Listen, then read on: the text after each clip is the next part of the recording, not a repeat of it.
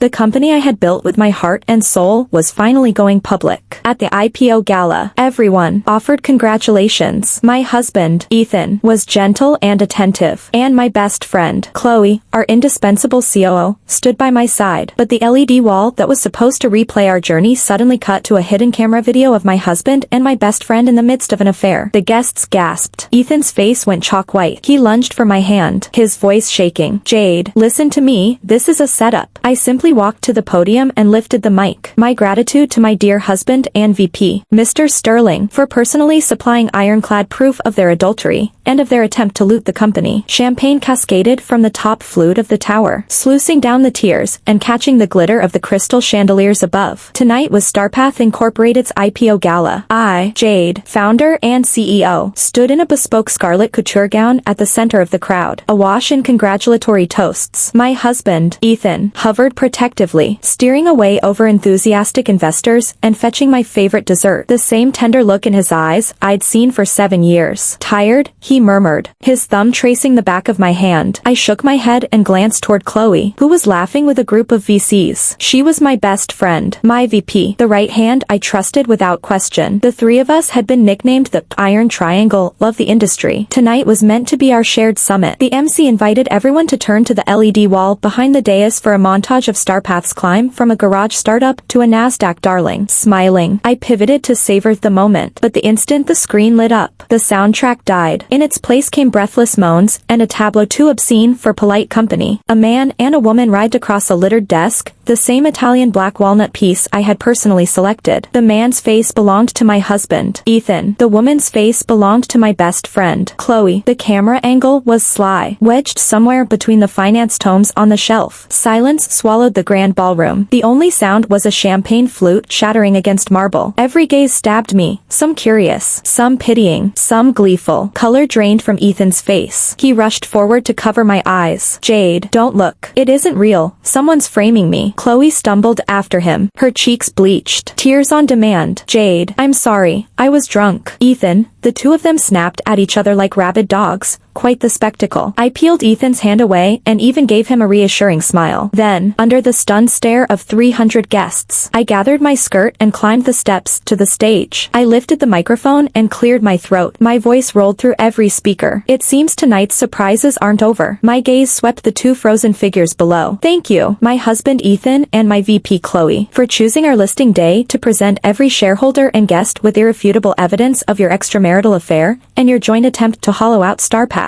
I pressed the remote. The raunchy footage vanished. A PowerPoint filled the screen. Title: Evidence of Embezzlement. Corporate Espionage by Ethan. Chloe. Below it, crisp bank statements, secret account numbers, doctored contracts, and transcribed wiretaps of their private scheming. Bottom right, a police filing receipt timestamped 59 minutes earlier. I smiled at the two statues below. Effective immediately. You're both terminated. Security, please escort these former employees out the left exit and into the officer's custody. The doors swung open. Uniformed officers strode in and headed straight for Ethan and Chloe, now slack-kneed on the carpet. Cameras flashed. Reporters scented a headline juicier than any market debut. Eleanor, my mother-in-law, shrieked and lunged for my gown. "Jade, you viper, you'll ruin my son." My hired guards blocked her mid-leap. I watched her tantrum with the detachment reserved for circus clowns. As the police hoisted Ethan to his feet, comprehension finally flooded his bloodshot eyes. You planned this. You knew all along?" I offered no reply. I simply watched the cuffs click. Watched Chloe ball mascara rivers as they were marched out. Even after the sirens faded, the ballroom stayed tomb quiet. I turned back to the audience and raised my glass. Apologies for the drama. With the parasites removed, StarPath's future is brighter than ever. The party continues. I drained the champagne in one go. The bubbles burned like acid, scouring away every year of swallowed pride. No one knew how long I had prepared. I first sensed something off 3 months ago. I had pulled an all-nighter perfecting a next-gen chip schematic and didn't reach our apartment in San Francisco's Presidio Heights until 4 a.m. Ethan lay asleep, or pretending to be, when I tucked the arm dangling off the quilt back under the covers. A perfume clung to his skin that wasn't mine. Chloe's signature scent, Diva. She called it her declaration of independence. I told myself she must have dropped by the apartment or sat too close during the afternoon board meeting in Palo Alto. I even felt ashamed for the flicker of suspicion. A week later, the company flew everyone to a hot spring retreat in Napa Valley. In the locker room, Chloe spotted the tiny mole beneath my collarbone and laughed. Jade, that mole is pure seduction. Ethan must go crazy over it. Huh? Ice flooded my veins, because the beauty mark sat somewhere so private that, apart from me, only Ethan had ever seen it. I didn't let my expression flicker. I merely smiled and answered. Really? I'd almost forgotten it myself. Chloe noticed nothing. She kept touching up her lipstick, lost in her own reflection. In the mirror, her radiant face twisted into a stranger's mask. From that day on, the splinter in my heart could never be pulled out. I started watching everything they did. In front of me, they stayed as blameless as ever. Ethan, the 24-karat perfect husband. Chloe, the best friend who would take a knife for me. Together they planned my birthday surprises. They took turns nursing me when I was sick. When work overwhelmed me, one massaged my shoulders while the other set a steaming cup of tea in my hand without a word. What a performance. So convincing I kept wondering whether I was paranoid, whether I'd conjured monsters out of thin air, until I accidentally opened a password-protected album on Ethan's phone. The password was Chloe's birthday. The instant the folder opened, I went ice cold, as if I dropped into a frozen pit. Inside were intimate photos of the two of them, from their days at Stanford all the way through our marriage. The earliest shot predated even my first meeting with Ethan at a tech conference in Austin. Turns out I was the intruder. I was the third wheel in their epic romance. My 7-year marriage had been a meticulously rehearsed con from the very start. I sat in the dark living room overlooking the Golden Gate Bridge and never closed my eyes till dawn. When the sky brightened, I didn't cry, didn't confront them. I calmly deleted that picture and dialed a private investigator based in New York. I told myself, Jade, tears are the most useless currency on earth. What I want isn't an apology. It's to make them pay the most brutal price possible. The detective was a pro. Half a month later, the first batch of material landed in my hands via a secure Dropbox. Besides confirming their years-long affair, there was something far uglier. Ethan, the man who held only an advisor title in my firm, had been using his access, together with Chloe, the VP, to leak StarPath's core tech data, bit by bit, to our rival, Titan Tech, headquartered in Seattle. The money behind Titan Tech was Ethan's college buddy and self-proclaimed brother, Victor. The three of them had woven a gigantic net, waiting for the day StarPath went public and the stock price peaked. Then they would release the duplicated source code, short sell StarPath, and float their own new company in Silicon Valley with the technology they'd stolen from me. By that point, I would lose not only the empire I'd built with my life's blood, but also be saddled with monstrous debt and a ruined reputation. A classic betrayal that pulls the burning logs from under the cauldron. Reading the files, my hands were freezing, my heart clenched by an invisible fist until I could hardly breathe.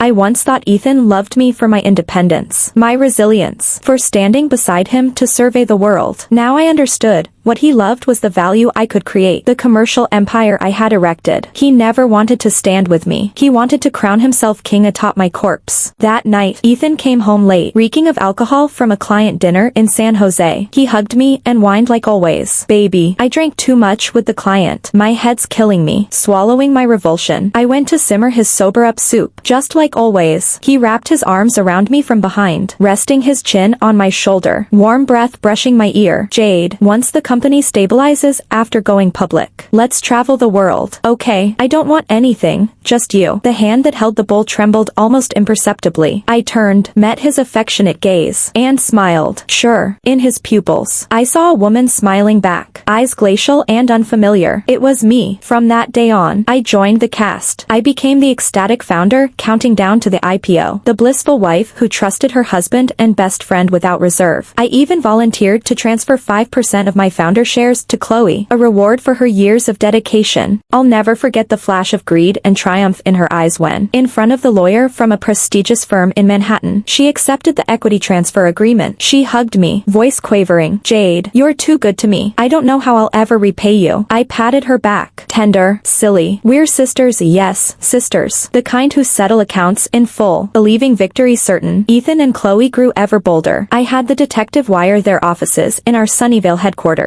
Their cars, a Tesla Model S and a Porsche 911. Even the Love Nest apartment they used in Sausalito, top-tier bugs, and pin cams. Every night, I slipped on headphones in my home office and listened like it was a radio drama. Their jokes about how laughably gullible I was. Their blueprint for the glorious future after they hollowed Starpath out. Jade is so easy to fool. She still thinks I'm her bestie. That was Chloe. Babe, bear with it a little longer. Once the money's in hand, I'll divorce her and marry you in style. That was Ethan. Each time, chills racked me, but I couldn't stop. I needed enough evidence to nail them to the pillar of shame in one swing. Leave them no grave to crawl out of. The final week before the IPO was the most critical. They began shuttling data through encrypted channels, executing illegal related party deals through shell companies in Delaware. I played along, deliberately leaving flaws in key documents to bait them. Through Chloe's own account, I executed minor but fatal financial moves she believed she discovered by her own cleverness, unaware I had dug the grave for her. The night of the IPO gala at the Fairmont, San Francisco, I arrived 3 hours early. I personally inspected every screen and projector, then handed the flash drive that hid the apocalyptic secret to the tech supervisor I trusted most, a veteran from Texas who had followed me since day one in a garage in Cupertino. I told him, whatever happens later, follow my cue. He looked at me and gave a firm nod. When it was done, I walked into the makeup room where the artist was already waiting. In the mirror, my face looked a little pale, but my eyes were unnaturally bright. Ethan walked in at that exact moment. He carried the diamond riviere I was to wear and fastened it around my neck himself. The cool stones kissed my skin as he leaned to my ear and whispered, Jade, you're breathtaking tonight. Every spotlight in the world should be shining for you. I stared at our reflection, one perfect couple on the outside. How ironic. I gave him a smile. For us. He kissed my forehead, devotion spilling from his eyes. Had I not known the truth already, I'd have been utterly fooled by that tenderness. Once the gala began, everything unfolded exactly as I'd scripted. The instant I pressed the remote and the evidence flashed across the LED wall, I saw Victor, the man behind Titan Tech, turn the same sickly color as Ethan. He tried to slip out toward the exits near the Bayview rooms, but my security team had already sealed the doors. No, I hadn't planned to stop with Ethan and Chloe. I was yanking the entire rotten web out by its roots. When the police escorted Ethan away, they politely invited Victor to join him. A lavish IPO gala had morphed into an even more spectacular crime scene. The guests were stunned, mostly thrilled. Tomorrow's Starpath stock price would careen through the most violent swings in its history. I wasn't afraid. Creation demands destruction. I would make the world remember that Starpath is Jade's company. Touch it and you step over my dead body first. The party ended in a hasty, whispering exodus. I sat alone in the deserted grand ballroom. Heels kicked off beside me. My assistant, Lily Chen, tiptoed over and draped a jacket across my shoulders. President Jade, are you all right? I shook my head to signal I was fine. My phone erupted. Ethan's father, Chairman Sterling from the family estate in Greenwich, Connecticut. I declined. Blocked. Next came Chloe's parents from their home in Beverly Hills. Assorted relatives. A tidal wave of calls and texts. Every last one cursed me for cruelty, for forgetting old affections. Old affections. I gave a cold laugh. When they conspired against me, where was their affection? I powered the phone off. Silence at last. Lily hesitated. President Jade, the PR war room is in meltdown. The stock. I know. I cut in. Have PR issue a statement. Company purged traders, a cleanup that secures future growth, and announce I'm personally injecting $1 billion for a buyback program. Lily's eyes sparked. Yes, ma'am. Right away. Crisis management, fast, precise, ruthless. Use a bigger headline to smother the bad one. $1 billion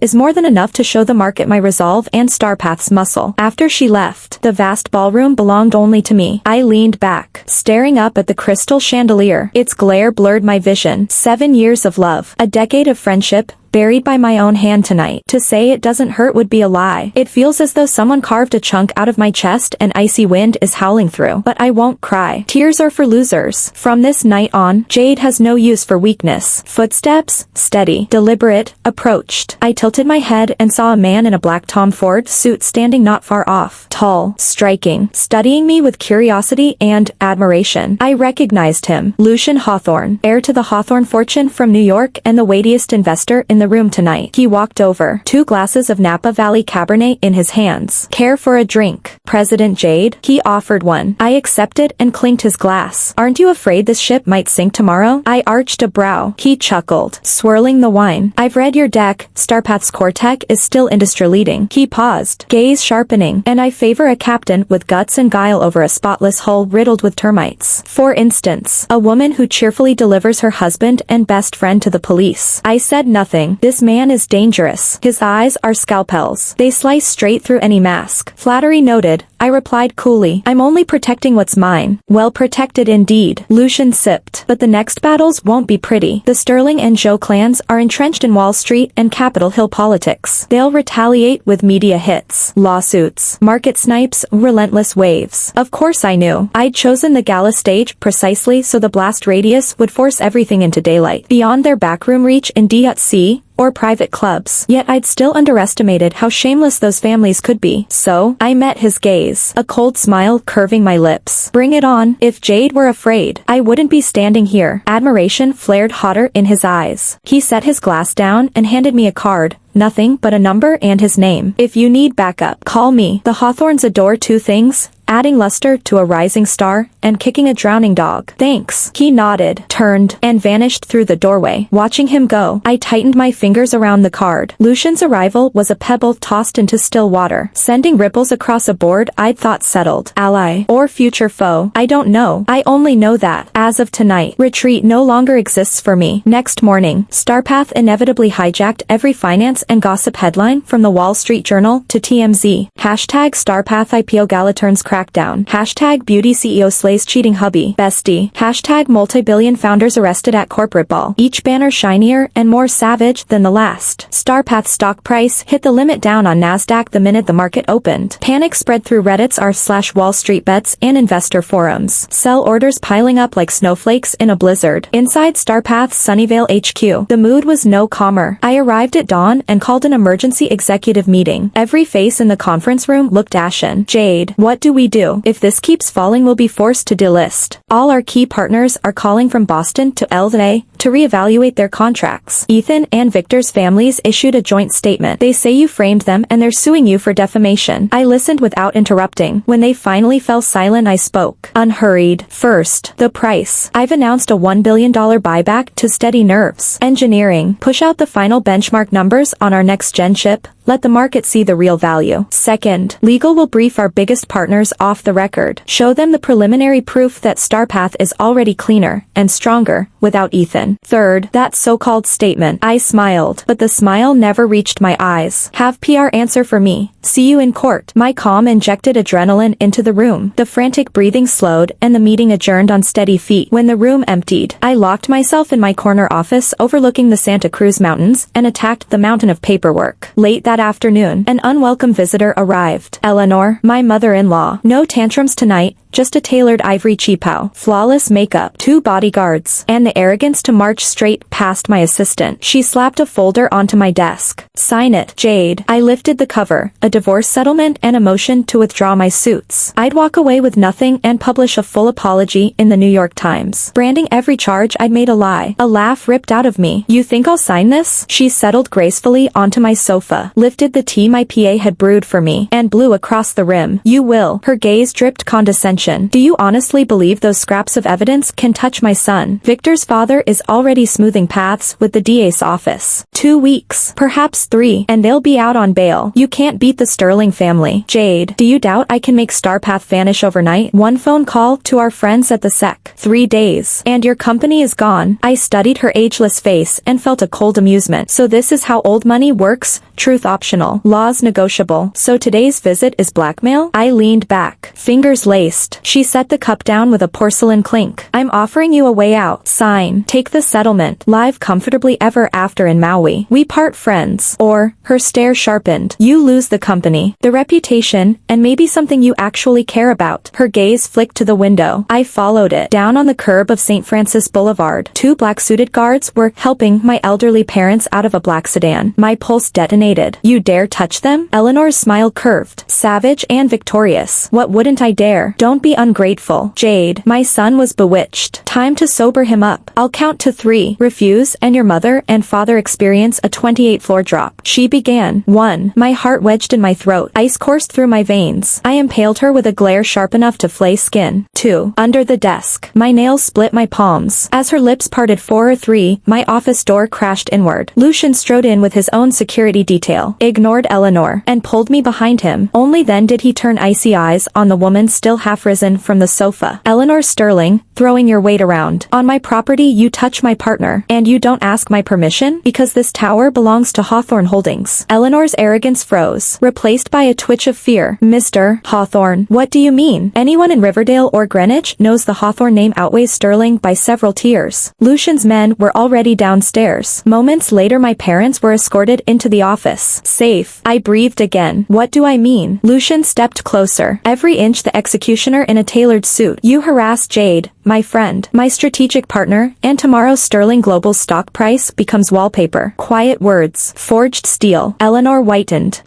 I only came to discuss family matters, she stammered. Family? He laughed once. A cold sound. Your son cheated, embezzled, and is in jail on evidence. Your family lost the right to privacy. He lifted the settlement from my desk, scanned a line, then tore it to confetti before her eyes. Get out. One syllable. Final as a judge's gavel. Scarlet and pallid by turns. Eleanor gathered what dignity she had left and fled. Guards in tow. Silence returned. My parents hovered, anxious. Jade, what's happening? The newspapers. Mom, Dad, don't worry, I've got this. I steadied my voice. Go with Lily to the lounge. I'll explain everything soon. After I'd steered my parents away, I turned to Lucian. Thank you for today. It was the second time I'd said those words to him. Easy. He studied me, eyes unreadable. But this is only the beginning. The Sterling family won't let it go. I know. I drew a slow breath. Still, I'm not losing. He smiled, sudden and sure. I believe that. However, as you're a significant business partner, I have a proposal. What proposal? Lucian walked to the floor-to-ceiling window and gazed down at the river of traffic on the 101 freeway. Starpath and Hawthorne launch a strategic alliance. I inject capital. You supply the tech. Together we build a true tech empire. And he turned, eyes blazing into mine, can become your strongest shield, whether on the trading floor or anywhere else. His words detonated inside me like a bunker buster. Lucian wanted an alliance. It was unquestionably the best move on the board. With the Hawthorne name behind me, the Sterlings and the Joes would have to weigh the cost of any new strike. But what would it cost me? There's no free lunch in this town. What do I have to give? I asked, straight to the point. Lucian stepped closer, leaning down until we were eye to eye, close enough to see ourselves mirrored in each other's pupils. His voice dropped to a velvet whisper. I want nothing. I want only you, Jade, to win this fight, and win it beautifully. Then stand beside me, and together we'll watch the view from higher up. The partnership moved faster than I dared hope. Next morning, Hawthorne announced, with brass band fanfare on CNBC and Bloomberg, a $3 billion strategic injection into Starpath and the immediate unlocking of every Hawthorne distribution pipeline across North America and Europe to speed the next-gen chip to market. The market lost its mind. Starpath's stock price slammed into the ceiling, triggering a trading halt. Retail investors who'd been wailing the day before on Twitter flipped overnight, roaring, President Jade is a beast. President Lucian is a king. On the Sterling and Joe side, jaws hit the floor in their Hamptons and Bel Air homes. They never imagined I could rope in the Hawthorne oak so quickly. Every follow-up ambush they'd plotted, leaks to the press, regulatory complaints, drowned in the press release ink. Eleanor rang my assistants non-stop, voice honeyed, asking to I talk. I had my PA relay one line. Nothing to talk about, I see you in court. Meanwhile, the police investigation punched through a wall, watching the Sterling tide rush out. Chloe, still in holding at the county jail, cracked. To buy leniency, she flipped, singing every note of the confession aria. She detailed the lover's scheme born back at Stanford. How they had crept toward me step by step. How they siphoned IP. How every wire transfer to Victor's accounts in the Caymans worked. She even handed over the jackpot, complete recordings of her hushed meetings with Ethan. Turned out the woman had kept an insurance policy. She never trusted Ethan, feared he'd kick her to the curb once the heist was done, so she'd hidden a mic in her Birkin bag. Pathetic and laughable at once. Love that once swore eternal devotion shattered the instant the cell door clanged shut. With Chloe's testimony and those tapes, Ethan's and Victor's guilt locked into concrete, the FBI and the Justice Department's long arm was already curling into a fist. I walked into the federal courthouse in San Francisco on the day of sentencing. From the gallery, I stared at the three defendants. Ethan had thinned and grayed. No trace of the Silicon Valley swagger remained. He kept his eyes on me, swimming with regret and pleading. Chloe never lifted her gaze from the floor. Victor's face was pure venom, as if he wanted to tear me apart with his teeth. I didn't blink. When the judge read the verdict, Ethan, 15 years for embezzlement and trade secret theft. Victor, 20 as ringleader. Chloe, 5 for turning state's evidence. Ethan's mother collapsed in the row behind me. I simply stood, turned, and walked out into the California sunlight, warm on my shoulders. Over, finally, outside the courthouse. Lucian's black Maybach waited at the curb. He leaned against it, a cigarette glowing. When he spotted me, he stubbed it out and strode over. All wrapped up.